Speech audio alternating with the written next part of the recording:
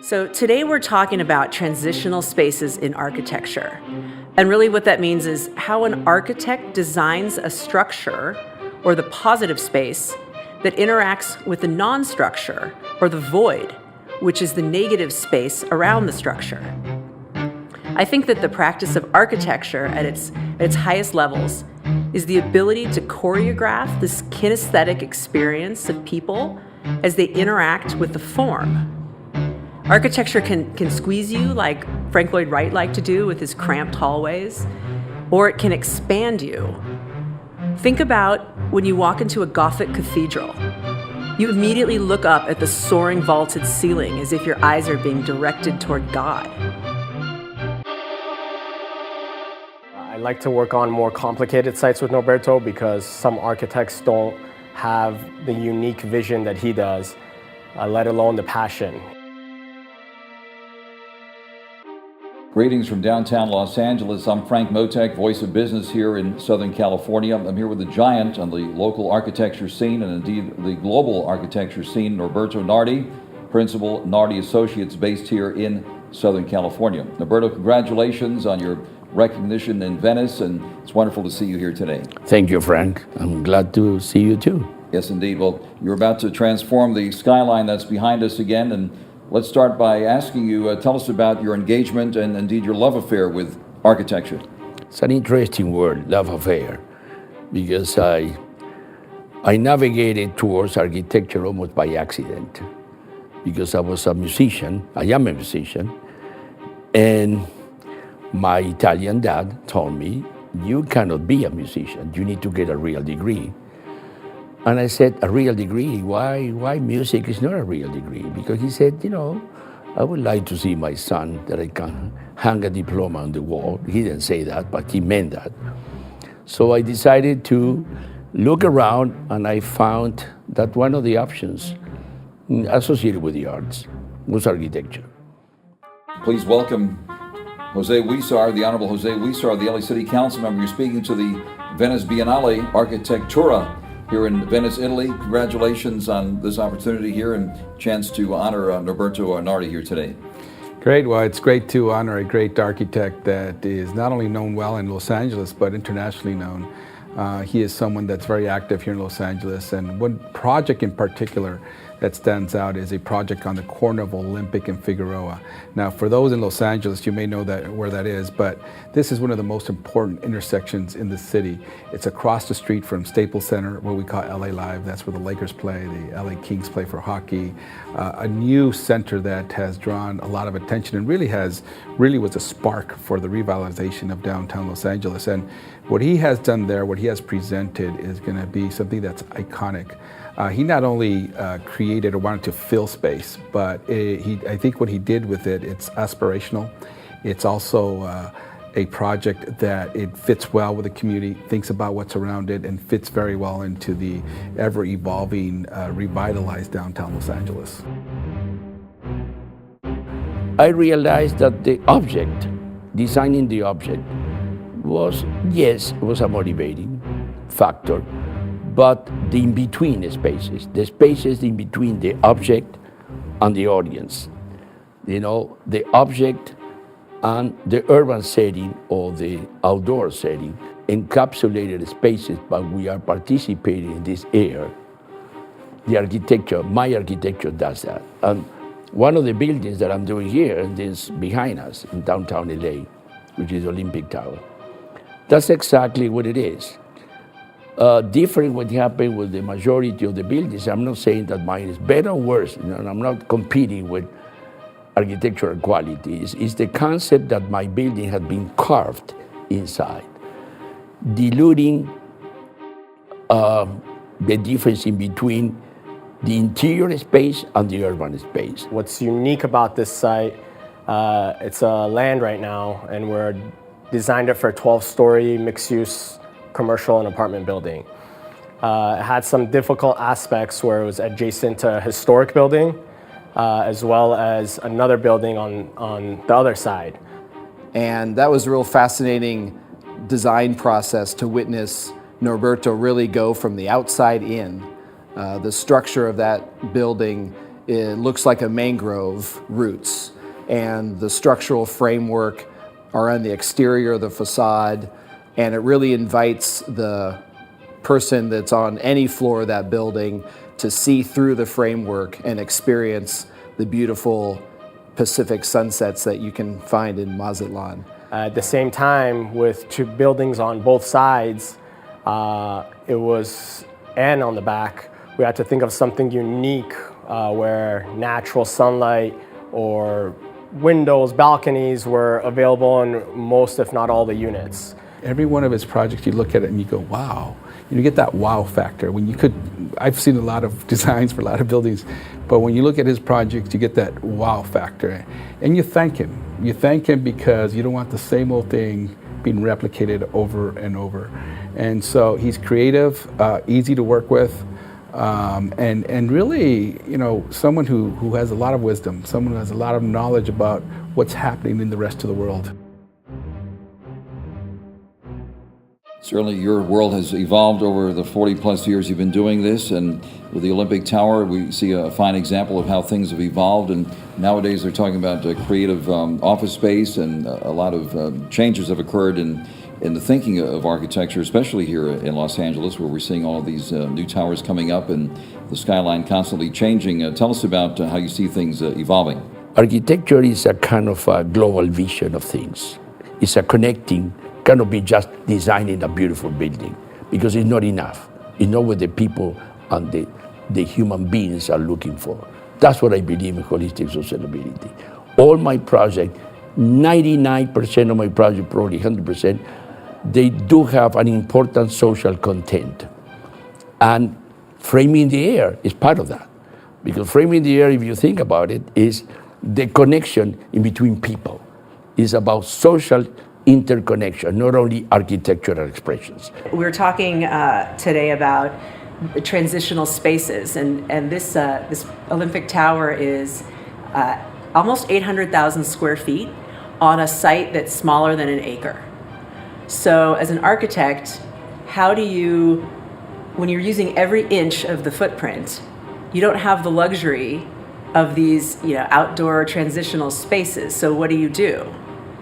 And this is where Norberto has been very creative in using this concept of framing the air. As people begin to view your exhibit, maybe you can walk us through it for just a moment and highlight some of the projects that people will be seeing, San Francisco, for example, and right down the line. Well, I've been lucky. Well, every architect is always looking for this conjunction of in between a beautiful, challenging site and a very challenging community. So when you are walking along the project, you don't see a building, you see framing the bay. And I think that's been the motivation for that project. Certainly his vision, of course, stands out there in that spot that you're talking about. When you look at the plans and the depictions there, obviously this building stands out like no other there. Yes, and it's interesting. It's going to be an eye catcher because he could have done something that what a lot of other buildings in the area are quite frankly doing, kind of like the modern stainless steel glass look. But this is in the center of it has the lobby of a new hotel that's very green, which is very attractive. So Mr. Norberto Nardi and I, we share the same passion and vision about creating a boutique hotel that celebrates and emphasizes the concept of green. So upon entering our lobby, hotel guests are welcomed by a carefully designed corridor that's full of vegetations. That's very calming and revitalizing. And also, as I stated, we're an eco-friendly property, so it is our mission to maximize the hotel experience while minimizing our environmental footprints. I'm one of the principals at Forbix Financial. It's a financing company and as well as a development company where we develop mostly multifamily projects and finance them. I think what we understand is that we are not as creative and as articulate in architecture as Norberto is, and I think his wealth of experience and the history from the projects he's done in Argentina to the projects he's done all over the world, his understanding of architecture and his interpretation of the land and how it flows with the city and its appeal and presence, I think it's kind of you don't meet another guy like him. I happen to represent the downtown area of Los Angeles as a council member, and this is one of the fastest growing areas in the country, really. I mean, this is an area of the city that 3-4 years ago, you would turn off the light switch at 5 o'clock and everyone was gone. Now it's not only the fastest growing area, but we are repopulating it. 10 years ago, 10,000 people lived here. Now there's about 65,000 people that live here. We are making it more a center for economic activity. About 10% of all the job growth in the city is happening here in downtown Los Angeles. We also have a lot more entertainment, such as the Staples Center where the Lakers play. We have more bars, more restaurants. So it's really becoming that downtown civic center we've always wanted, with lots of opportunities for everyone. And I've always said that every great city needs a great downtown. We're finally getting that. So I've seen through this last few years some of the best architects come in. And you know, it's not only from LA. We've had some of the best architects from throughout the world come in to build projects. And what Norberto is able to do is, as for myself, a decision maker in some of these projects, and from the government side, he explains it to us in a way that matters to us, which is how does it complement the local community? How does it work with the local community? And it's not plain. Every one of his projects, you look at it and you go, wow. Outside of Los Angeles, and it's shown here too, it's called Dos Lagos. And Dos Lagos, why is so important? It's because it became a place loved by the community. The people go there, they enjoy it, kids play around the building. Once in a while I go there and I sit on the sun and look at the people who are walking around, and I say, wow, this is something that maybe when I'm dead, other people will come here and enjoy it. And this is part of our architectural journey.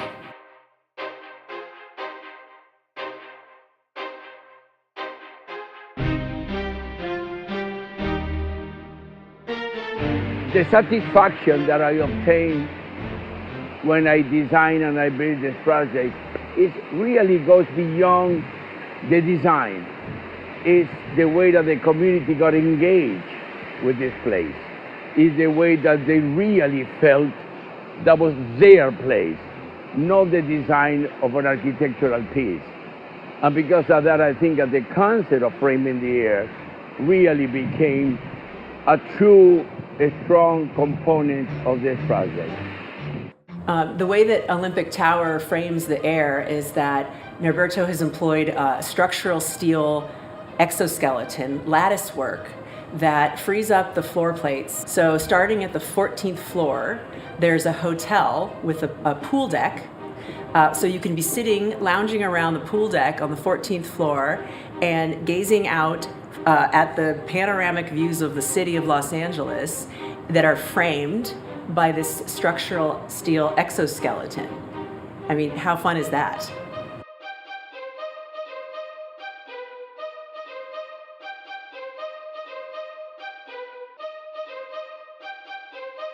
One of the things we are trying to do in Los Angeles is to preserve our history. Relatively speaking to the rest of the world, the new modern city is not as old as the rest of the world. You know, it's our relative. Venice, for example. Yes. Exactly, it's not as old as Venice. Yes. But the little history we do have, we want to preserve. And Norberto has taken a few projects in downtown in the historic core, as we call it. He really takes an interest in thinking about what's authentic. And how does and going back to that authenticity. I'm very pleased to have worked with him, and I look forward to continue to work with him. For me, always I received the gift, not of my ability to design architecture, but to be connected with something that throughout my life has been a constant. And so I hope that people, any people, whatever they do, they can look at that possibility of their life and identify something that is a constant motivation, and they see the light through that.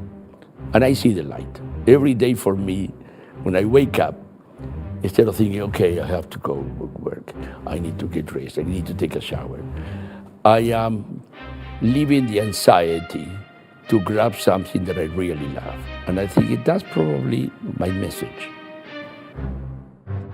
Very nicely said. Norberto Nardi, a towering presence in the world of architecture here in Los Angeles, and obviously with this recognition around the world. Norberto, it's been an honor to be with you here at City Club Los Angeles at this beautiful venue, overlooking your new project, Olympic Towers, that'll be coming up very, very shortly. Sono molto lieto di fare la sua conoscenza. We wish you all the best and a wonderful time here in Venice. Thank you very, very much for being with us. Frank, very much. it's a real pleasure to have you here. Thank you.